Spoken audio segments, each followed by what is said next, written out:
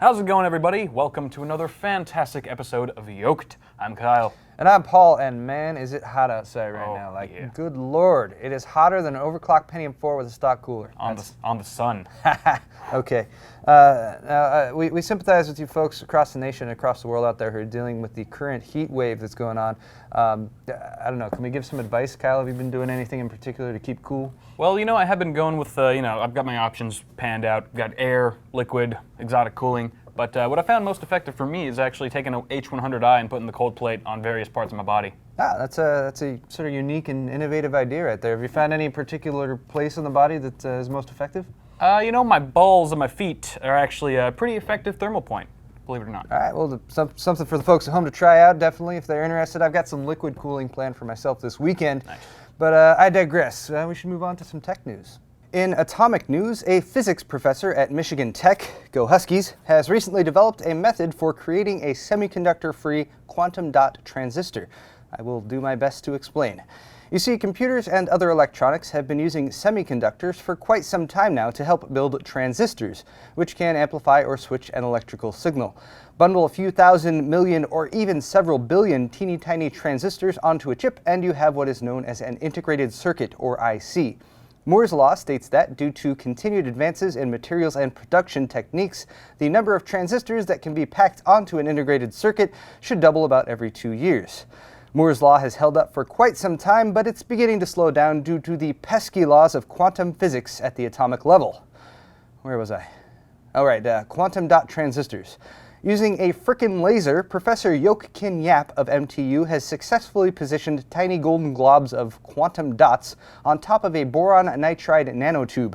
After connecting an electrode to each end of the chain of dots, they observed quantum tunneling, which means the electrons actually jumped from dot to dot. Essentially, this created a transistor without the use of a semiconductor, which is significant for several reasons. First, the gold quantum dots were 3 nanometers in diameter, or roughly 1/7 the size of the most advanced manufacturing processes available today, such as those used in a 22 nanometer Haswell CPU. Second, this method eliminates leakage, that pesky side effect of resistance in traditional semiconductors, which is why your cell phone gets hot and why you can't overclock Ivy Bridge or Haswell very well without a decent third-party cooler. Lastly, the quantum dot transistor works at room temperature, which is a first for this type of device. This provides me with an excellent transition point since I know this story has been pretty dense. In a vaguely related video posted last week by the Royal Institution of Great Britain, we see a levitating superconductor racing around a track of very strong neodymium magnets. The superconductor shown has no electrical resistance, but unlike our quantum dot transistor, it requires extremely low temperatures to achieve this state of superconductivity. It's also excellent proof that, given the right amount of schooling, research, and access to advanced equipment, the world's brightest scientists will eventually find a way to build the best Hot Wheels track ever. The Yolk'd 100 will be the world's first public space telescope, thanks to its Kickstarter campaign, which raised over $1.5 million in pledges. Surpassing its goal of a mere $1 million, the extra funds will be used to add more awesome features to the telescope, like unicorn stickers and a George Foreman grill. Nearly 18,000 people have backed the project, making the Yolk'd telescope one of the top 25 Kickstarter campaigns of all time. It was only in May when Planetary Resources first publicized the idea of sending the world's first publicly accessible telescope into outer space. The company's goal is to bring space exploration to the masses. Anyone from a scientist to a Star Wars fanboy will have access to research applications and even have the chance to control the telescope. I, for one, would use it to look at the sun. Having people make their own discoveries and learn about the cosmos is something Planetary Resources co-founder Eric Anderson is excited about. Anderson also hopes that people will one day stop asking him if our galaxy or the chocolate bar came first. The telescope will be a robotic spacecraft on the lookout for potentially dangerous asteroids, which Planetary Resources will then prospect and mine to unlock discovery achievements. Yolk'd will also be used to search for alien planets and observe other candy bars. The Super Space Monocular is expected for launch in 2015. Hey Paul, have you seen the time? Actually, it is I'm on East Coast time. It is time to send it over to Joanne for announcements. Hey, Jenny, where's Joanne? Joanne isn't here right now. Oh my God, that is an amazing axe. That is a beautiful, handcrafted piece of... Elegant. Where did you get that? I took it from a geek. Oh my God. That's genius. That is brilliant. She just used our slogan by explaining something. It's like in a movie when the title of the movie and they say it in the movie. It's like Exception. That's the X factor right there. Well, we're sorry, Jenny. Go on with the announcements.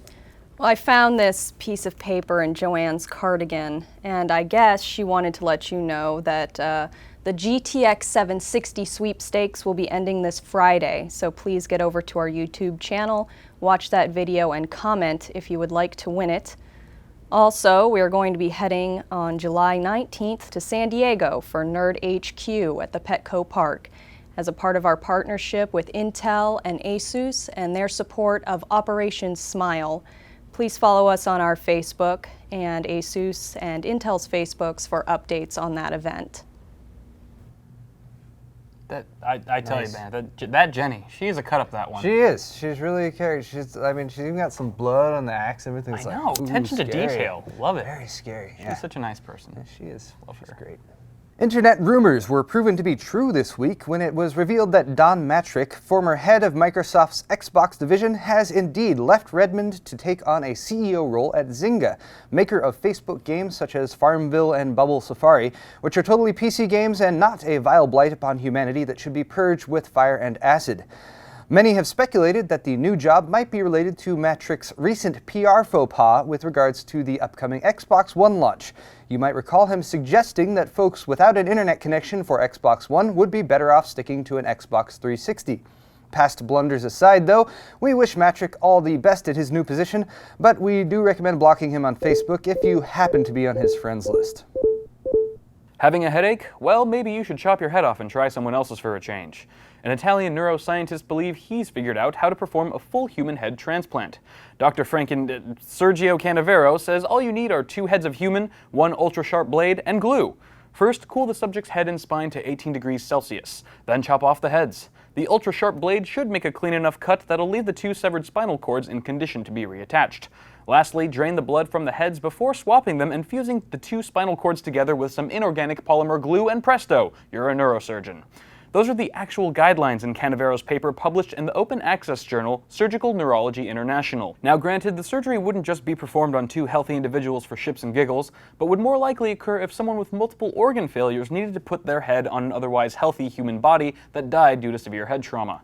In that regard, the surgery makes perfect sense, but of course also brings up some major ethical implications, which compels one to ask, what's the best head and body swap you can think of? Leave your best combos in the comment section below. So I fired up Netscape Navigator earlier this morning after dialing into America Online. I think I still have like 635 free hours left for this month. And to my surprise, my personalized Excite.com news page featured a pretty disturbing story. I double-checked it with a hotbot search, but it looks like the bad news must be true. Everyone's favorite search engine, Alta Vista, is not long for this world. I remember back in '95 trying it out for the first time. You could actually choose to search specifically for web pages, images, video, or audio. I don't really think the internet video thing is ever really going to take off, but it is nice to be able to link directly to these new MP3 websites. I'll queue up 3 or 4 to download, and with my new 28.8K modem, they're ready to go by the next morning. I suppose we should have seen this coming, though. I mean, just look at their most recent website design. Like, what's even going on there? There's nothing on the page. Anyway, I don't know who's going to step in to fill Alta Vista's shoes, but I would definitely recommend staying away from this blank white page with the search field layout. It's never going to work. Anyway, we're going to end this story with a brief moment of silence for Alta Vista, the search engine that was born in 1995 and will finally be laid to rest on July 8th, 2013. And that is going to wrap it up for this episode, you guys. And I don't know about you all, but I am super stoked because now that we're done, long weekend straight ahead of us. What do you got planned, Kyle? I'm just going to blow a bunch of stuff up. Excellent. A somewhat traditional approach to the 4th of July. 4th of July. Anyway, that's all for this episode. On behalf of the Newegg TV staff and crew, thank you very much to everyone for watching. Don't forget to like the video, subscribe to Newegg TV, share it with your friends, post a comment, send us money, whatever you want to do. But yeah, I'm Paul. I'm Kyle. And you've just been Yolk'd.